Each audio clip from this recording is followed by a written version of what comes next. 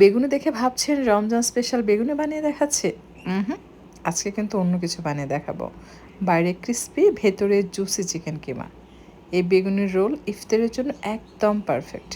প্রথমে মুরগির মাংসের কিমার সাথে অ্যাড করে দিচ্ছি স্বাদ মতো লবণ, 1 চা চামচ ভর্তি করে মরিচের গুঁড়া, 1/2 চা চামচ ভাজা জিরার গুঁড়া, 1/2 চা চামচ ধনিয়ার গুঁড়া, গরম মশলা গুঁড়া 1 চা চামচ, সাথে পেঁয়াজের বেরেস্তা, কাঁচামরিচ কুচি, কাঁচা পেঁয়াজ কুচি, আদা রসুন বাটা 1 চা চামচ, আর দিয়ে দিচ্ছি ধনিয়ার পাতা কুচি। আমি কিন্তু আদা রসুন বাটা 1 চা চামচ ভর্তি করে দিয়েছি। সব কিছু মেখে আলাদাভাবে রেখে দিচ্ছে। লাগবে বেগুন। বেগুন এভাবে পিলার দিয়ে পাতলা করে কেটে নিতে হবে। এরপর পানি দিয়ে ভালোভাবে ওয়াশ করে একটু লবণ পানিতে ভিজিয়ে রাখবেন। এতে করে আপনার বেগুনটা সফট হবে, তখন রোল করতে সুবিধা হবে।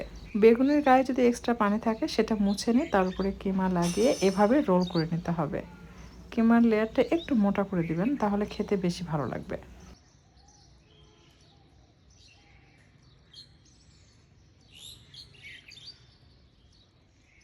চলুন, রমজানে খুবই প্রয়োজনীয় একটি জিনিস আমি আপনাদের সাথে শেয়ার করছি। এটা আমার মনে হয় সবারই প্রয়োজন। সেটা হচ্ছে ফুড গ্রেড স্টেইনলেস স্টিলের ট্রে। এটা 4টায় একটা সেট। সো এটা যদি ঘরে থাকে সবচেয়ে সুবিধা হচ্ছে বিভিন্ন ধরনের ইফতার আইটেম তৈরি করে এই ট্রের মধ্যে রেখে ঢাকনা দিয়ে ঢেকে আলাদা আলাদাভাবে আপনি একটার উপর একটা স্তূপ করে রাখতে পারবেন।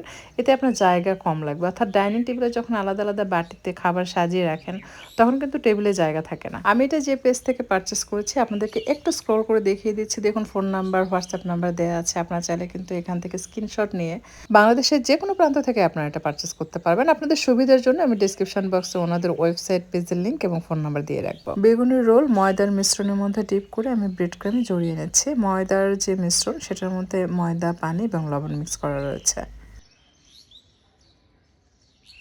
এভাবে ঢাকনা দিয়ে ঢেকে একটার উপর একটা কিন্তু আপনি স্তূপ করে নরমাল ফ্রিজে বেশ কয়েকদিনের জন্য সংরক্ষণ করতে পারবেন। এটা ব্যবহারের সুবিধা আছে। যখন আপনি ব্যবহার করবেন তখন বুঝতে পারবেন। ভাজার জন্য বেশি করে প্যানে তেল নিয়ে মাঝারি তাপে রেখে এটাকে গোল্ডেন ব্রাউন করে ভেজে নিতে হবে। ভাজা হয়ে গেলে তেল ঝরিয়ে উঠিয়ে সাথে সাথে গরম গরম পরিবেশন করবেন। এই রমজানে ইফতারের টেবিলে নতুন কিছু রাখতে চাইলে অবশ্যই এই রেসিপি ট্রাই করবেন। পরিবারের সবাই খুব পছন্দ করবে ইনশাল্লাহ।